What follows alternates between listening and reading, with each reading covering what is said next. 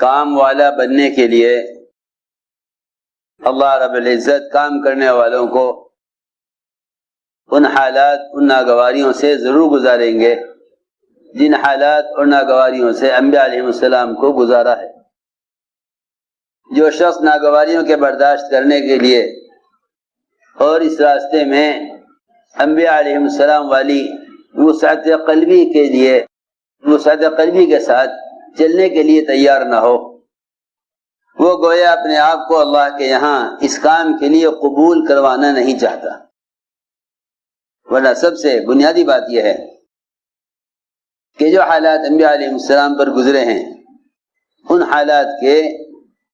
چھوٹے چھوٹے نمونے اس کام کے کرنے والوں پر ضرور آئیں گے، اس لیے کہ راستہ وہی ہے، اس لیے کہ راستہ وہی ہے۔ جو بات بھی کام کرنے والوں کو پیش آئے گی وہ انبیاء اور صحابہ کی تاریخ میں ضرور ملے گی، انبیاء اور صحابہ کی تاریخ میں ضرور ملے گی۔ شکایت کرتے ہیں دو قسم کے لوگ، حالات کی شکایت کرتے ہیں دو قسم کے لوگ۔ ایک تو وہ لوگ جو اس کام میں چلتے ہیں لیکن انہیں انبیاء علیہ السلام اور صحابہ کرام پر آنے والی اذیتوں کا علم نہیں ہے، وہ یہ سمجھتے ہیں کہ یہ کام زمانے کے اعتبار سے چلے گا، حالانکہ اللہ رب العزت نے جس طرح دین میں ضابطے متعین کر دیے اسی طرح اللہ نے دعوت کے بھی ضابطے متعین کر دیے ہیں۔ وہ تمام چیزیں کام کرنے والوں کو پیش آئیں گی اس راستے میں جو انبیاء علیہ السلام کو پیش آ چکی ہیں۔ حضور اکرم صلی اللہ علیہ وسلم سے اللہ رب العزت نے یہ فرمایا کہ جو کچھ آپ کو کہا جا رہا ہے آپ سے پہلے انبیاء علیہ السلام کو کہا جا چکا ہے۔ آپ یہ نہ سمجھیے کہ جو کچھ آپ کے ساتھ ہو رہا ہے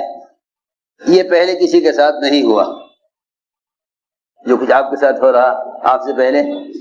کسی کے ساتھ نہیں ہوا، آپ یہ مت خیال کیجئے، بلکہ یہ فرمایا ما یقال لک الا ما قد قیل للرسل من قبلی، کہ جو کچھ آپ کو کہا جا رہا ہے آپ سے پہلے انبیاء علیہ السلام کو کہا جا چکا۔ حضور اکرم صلی اللہ علیہ وسلم پر اس کام کے کرنے میں جو تکلیفیں اور اذیتیں آئیں آپ ان تکالیف و اذیتوں میں پچھلے انبیاء سے آگے بڑھ گئے، پچھلے انبیاء سے آگے بڑھ گئے۔ آپ نے فرمایا اوذیت فی اللہ ما لم یوذ احد، اس دعوت الی اللہ کی کوشش اور محنت میں جو اذیتیں مجھے دی گئی ہیں مجھ سے پہلے انبیاء علیہ السلام کو نہیں دی گئیں، مجھ سے پہلے انبیاء علیہ السلام کو نہیں دی گئیں۔ حالانکہ بعض انبیاء علیہ السلام وہ ہیں جنہیں آرے سے چیر دیا گیا، سر سے لے کر پیر تک دو ٹکڑے کر دیے گئے آرے سے، ایسے بھی انبیاء علیہ السلام ہیں۔ لیکن حضور اکرم صلی اللہ علیہ وسلم اذیت میں آگے کیسے بڑھ گئے اس کی چند وجوہات ہیں جنہیں کام کرنے والوں کا سمجھنا بہت ضروری ہے۔ سب سے پہلی وجہ تو یہ ہے، سب سے بنیادی وجہ یہ ہے کہ آپ صلی اللہ علیہ وسلم نے احسان کرنے والوں اور اذیت دینے والوں ان دونوں کی ہدایت کی تمنا برابر رکھی، ان دونوں کی تمنا برابر رکھی، احسان کرنے والے اور اذیت دینے والے ان دونوں کی ہدایت کی تمنا برابر۔ جتنی ہدایت کی تمنا اور کوشش ابو طالب کی ہے کہ وہ بڑے محسن ہیں، بہت ساتھ دینے والے ہیں، اتنی ہدایت کی تمنا اور کوشش ابو جہل کی ہے کہ وہ سخت ستانے والا اور اذیتیں پہنچانے والا اور آپ کی بات کی سب میں تکذیب کرنے والا، آپ کی بات کو چلنے نہ دینے والا۔ پہلی بات تو یہ ہے اللہ تعالیٰ یہ دیکھنا چاہتے ہیں کہ ان کے صحیح کام میں جو رکاوٹیں ہیں، ان کے صحیح کام میں جو رکاوٹیں ڈالنے والے ہیں ان کے بارے میں ان کا جذبہ کیا ہے، ان کے بارے میں ان کا جذبہ کیا ہے۔ یہ بہت ضروری بات ہے جو میں عرض کر رہا ہوں۔ سب سے بڑا امتحان کام کرنے والوں پر یہ آئے گا کہ اللہ رب العزت یہ دیکھنا چاہیں گے کہ کام کرنے والوں کا اندر کا جذبہ میری مخلوق کے بارے میں کیا ہے، ان کا اندر کا جذبہ میری مخلوق کے بارے میں کیا ہے۔ بس یہی سب سے بنیادی چیز ہے جس سے انبیاء علیہ السلام گزر جاتے ہیں تو اللہ رب العزت ان کو اپنے کام کے لیے منتخب کر لیتے ہیں۔ سب سے بنیادی چیز یہ ہے۔ لیکن اگر جذبہ انتقام کا ہو کہ ہم ستانے والے سے بدلہ لیں گے، تو یہ کہیں کہ انتقام کا جذبہ اور صبر یہ دونوں آپس میں ایک دوسرے کے بالکل خلاف ہیں۔ یہ دو جذبے ایک دل میں جمع نہیں ہو سکتے، یہ دو جذبے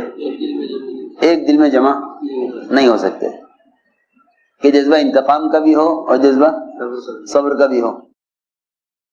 جو انتقام کے جذبے کے ساتھ یہ کہتے ہیں ہاں ہم صبر بھی کر رہے ہیں، وہ صبر کرنے میں سچے نہیں ہیں،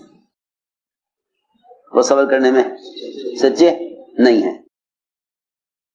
وہ صبر کرنے میں سچے نہیں جو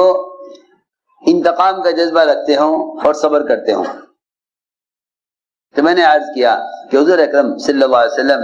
انبیاء علیہ السلام سے اذیتوں میں اس لیے آگے بڑھ گئے کہ آپ صلی اللہ علیہ وسلم کا معاملہ ستانے والوں کے ساتھ اس سے بھی زیادہ بڑھ کر احسان کرنے کا تھا جتنا احسان آپ احسان کرنے والوں پر نہیں کرتے تھے۔ خوب سمجھنا بات کو، خوب سمجھنا بات کو۔ انصار نے آپ کا ساتھ دیا، انصار نے آپ کو مدینے میں ٹھکانہ دیا،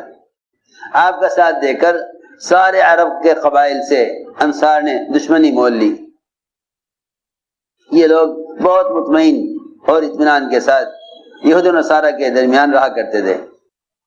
لیکن سب سے زیادہ جو انصار پر حالات آئے حضور اکرم صلی اللہ علیہ وسلم کو مدینے میں ٹھکانہ دینے پر آئے۔ سارے عرب کے قبائل ان کے خلاف ہو گئے، انصار نے ان سارے حالات میں آپ کا ساتھ دیا۔ لیکن جب فتح مکہ ہوا خوب مال آیا، آپ نے وہ سارا مال آپ نے کفار مشرکین اور جو نئے اسلام میں داخل ہوئے تھے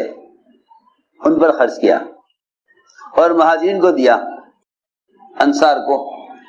کچھ ایک پیسہ بھی، ایک چونی بھی نہیں دی، انصار کو چونی بھی نہیں دی۔ یہ بہت غور کرنے کی بات ہے۔ جن آپ پر احسان کیا آپ نے ان کو کچھ نہیں دیا، جن آپ کو ستایا مکے سے نکالا آپ نے ان پر سب سے پہلے احسان کیا۔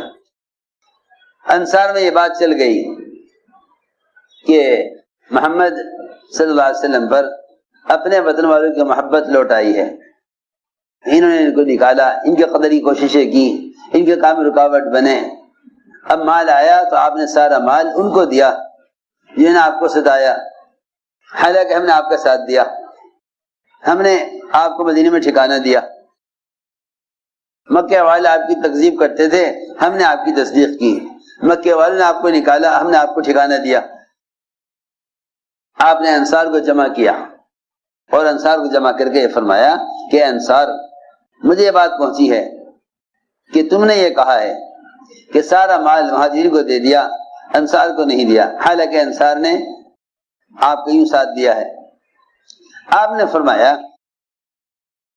کہ انصار یہ بتلاؤ، اگر سارے یہ مکے والے اپنے گھروں کے اندر مال لے جائیں اور تم انصار اللہ کے رسول کو اپنے گھر لے جاؤ تو تم کیا چاہتے ہو؟ انصار سب روئے اور رو کر یہ کہا کہ ہمیں صرف اللہ کا رسول چاہیے اور کچھ نہیں چاہیے۔ اس کا اصل مقصد یہ تھا کہ کام کرنے والے تو وہ ہوتے ہیں جو پوچھے جانے کے منتظر بھی نہیں ہوتے۔ اصل انصار وہ ہوتے ہیں کہ جو دین کی نصرت کرنے میں سب کچھ لگانے کے بعد بھی کسی چیز کا مطالبہ نہ کریں. انصار نے کہا ہم میں سے کسی نئے آدمی نے یہ بات کہی ہوگی, قرآن میں سے یہ بات کسی نے نہیں کہی. میں نے عرض کیا کہ حضور اکرم صلی اللہ علیہ وسلم نے ستانے والوں پر احسان کیا اور احسان کرنے والوں کو کچھ نہیں دیا. احسان کرنے والوں کو کچھ نہیں دیا. اس میں ایک امتحان تو یہ تھا کہ آیا یہ انصار دین کے مددگار اللہ کے حکم کی وجہ سے ہیں, یہ دین کے مددگار اس لیے ہیں کہ ان کو مال دیا جائے تو یہ چلتے رہیں, انہیں مال نہ دیا جائے تو یہ کام چھوڑ دیں. یہ قیامت تک آنے والے کام کرنے والوں کو بتلا دیا گیا کہ انصار وہی ہوں گے, دین کے مددگار تو وہی ہوں گے کہ جن کا کوئی مطالبہ نہیں ہوگا, جن کا کوئی مطالبہ ہرگز نہیں ہوگا. انصار وہی ہو سکتے ہیں اور دین کی مدد پر استقامت انہیں کو ہو سکتی ہے جن کی طرف سے کوئی مطالبہ نہ ہو کہ نہیں ہم کچھ نہیں چاہتے سوائے اللہ کے رسول کے. یعنی عجیب بات ہے کہ انصار کے انصار ہونے کا جو اصل سرٹیفکیٹ اور سند ہے وہ یہ ہے کہ ہم اس امتحان میں کامیاب ہو گئے کہ ہم باوجود یہ کہ ہم نے اپنا سب کچھ دین پر لگا دیا, سب کچھ دین پر لگا دیا, مگر ہم اس کا بدلہ تو بہت دور کی بات ہے, ہم اپنی کوشش پر آپ سے شاباشی بھی نہیں چاہتے. اس لیے کہ میرے دوستوں عزیزوں, دین کی نصرت کے لیے سب سے بنیادی شرط اخلاص ہے. اللہ کے یہاں عمل کی قبولیت کے لیے بنیادی چیز اخلاص ہے. جہاں کسی بھی چیز کا مطالبہ ہو سمجھ لو کہ وہاں اخلاص نہیں ہے. اس لیے کہ صحیح روایت میں ہے کہ جس کی کوشش اور محنت وہ دنیا کے لیے ہو اس کو دنیا مل جائے گی, جس کی کوشش اور محنت مال کے لیے اس کو مال مل جائے گا, لیکن اللہ کے رسول تو صرف اس کو ملیں گے جس کی نیت اور ارادہ صرف اللہ کو راضی کرنے کا ہو. میں نے عرض کیا کہ حضور اکرم صلی اللہ علیہ وسلم کے اذیتوں میں سب سے بنیادی اذیت یہ ہے کہ آپ نے ستانے والوں پر احسان کیا. حضور اکرم صلی اللہ علیہ وسلم کے اذیتوں میں سب سے بنیادی اذیت یہ ہے کہ آپ نے ستانے والوں پر احسان کیا, ستانے والوں پر. اور اگر آپ نے ابھی تک ہمارا چینل سبسکرائب نہیں کیا تو فوراً سبسکرائب کیجئے, ساتھ ہی بیل آئیکن پر کلک کریں تاکہ مزید آنے والی ویڈیو ہیں وہ آپ کو وقت پر ملتی رہیں.